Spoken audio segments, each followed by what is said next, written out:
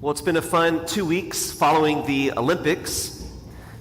And whenever we watch these elite athletes do their sport at the top ability, it's really a sight to behold. It's really something marveling and beautiful to watch them do these extraordinary feats of human accomplishment. And just as impressive is the stories that got them to that point. Oftentimes, these athletes have a long, dedicated effort that finally got them to compete at such a high level. Many of you probably are aware of the young man born from Louisiana, Mondo Duplantis, whose mother is Swedish, so he was competing for the country of Sweden, but nonetheless was born and raised here in Lafayette, and he's now the world record holder of pole vaulting.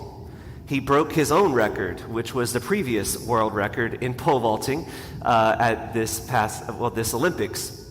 But it's incredible to learn how he started pole vaulting at the age of 4, which I didn't even know was possible, but he took a broomstick in his own living room and started jumping with the broomstick in order to begin. And then from there, it's been this dedicated effort, building their own little pole vaulting thing in the backyard, and of course, training day and night for many, many years up to get to this point. You may also remember Katie Ledecky. I remember 12 years ago at the 2012 Olympics in London when Katie Ledecky was only 15 and she won her first gold medal. And since then has been winning medal after medal and is now the most decorated female American Olympian in history. All of her medals coming from swimming. But Katie, of course, again, this long, dedicated effort starting at a very young age, and it turns out she is known to do 10 pool workouts a week, and these workouts are multiple hours long. She's very highly dedicated to her training. Of course, there's Simone Biles, who many are saying now is the GOAT, the greatest of all time for women's gymnastics. She started in Rio 2016 and got a lot of medals there. Not as many in Tokyo because she was having some issues, some physical issues, but came back with lots of success during this Olympics. But again, the dedication that she gives, oftentimes it's 6 to 8 hours a day of workouts. These high-level athletes are incredible, and it's beautiful to behold the excellence that they've achieved, but it didn't come without a price. They were highly committed to their sport. But just as important as their training is actually their nutrition. And they'll all say that whenever you start doing your research, that many of them have a very specific regimen for their diet. And really, in the past couple of decades, there's been more and more science that has developed to enhance athletic performance through just simple nutritional choices. That the importance of our food has a major effect on our ability to compete. Well, all of that is true in the athletic life. It's also extremely true in our spiritual life. And today is week 3 of this 5-week series on John chapter 6 as we reflect on the Eucharist. And the first reading today especially kind of points us into this direction. So as a reminder, a recap, this is the story of the prophet Elijah. And the prophet Elijah is, prophesying on the Lord's behalf, and many of the other prophets are being killed at this time. His message is not very well welcomed. And then there's that scene on Mount Carmel where there's all the prophets of Baal that he kind of challenges, and he defeats them. And Queen Jezebel is not happy and wants Elijah's head.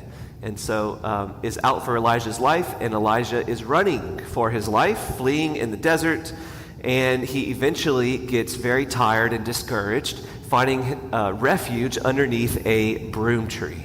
And that brings us to today's first reading.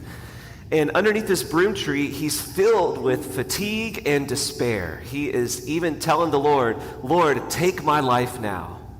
He's totally ready to give up. He's totally beat up. And he falls asleep underneath this broom tree. It's a tree with very thick leaves, so it's a heavy amount of shade. And an angel of the Lord wakes him up and says, get up and eat. Gives him something to eat. He eats. He goes back to sleep. The angel of the Lord wakes him up a second time. Get up and eat, lest the journey is too difficult for you. God, who is all-knowing, realizes that Elijah, his journey has only just begun. He has so much more ahead of him. In fact, 40 days and 40 nights are immediately ahead of him after this nap under the tree. Elijah, of course, doesn't realize that's how long the journey is going to be, but nonetheless, he obeys the angel of the Lord. But you see here, the Lord provides food, sustenance, nourishment. There's food for the journey, and this is an essential piece to the story.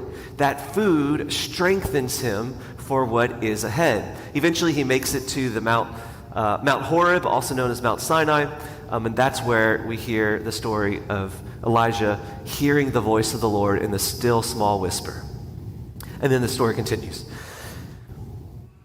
But this story in the first reading today points us to John chapter 6, our third week reflecting on it, and Jesus is he's already fed the 5,000, and now, they're talking about this bread of life. And Jesus says that the bread that comes down from heaven, of which he will give, will be the bread that will allow us to live forever. And if we eat this bread, we'll live forever. This is the bread of life. And then he even says the bread he will give is his own flesh.